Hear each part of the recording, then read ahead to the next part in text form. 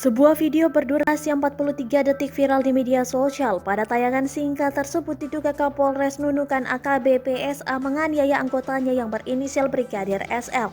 Dilansir dari Kompas.com, Kepala Bidang Humas Polda Kalimantan Utara, Komisaris Besar Budi Rahmat mengatakan peristiwa tersebut terjadi pada Kamis 21 Oktober 2021 lalu. Seusai kejadian, Kapolres Nunukan Ajun Komisaris Besar SA sempat memutasi anggota yang dianiayanya, Brigadir SL ke Polsek Perbatasan Malaysia.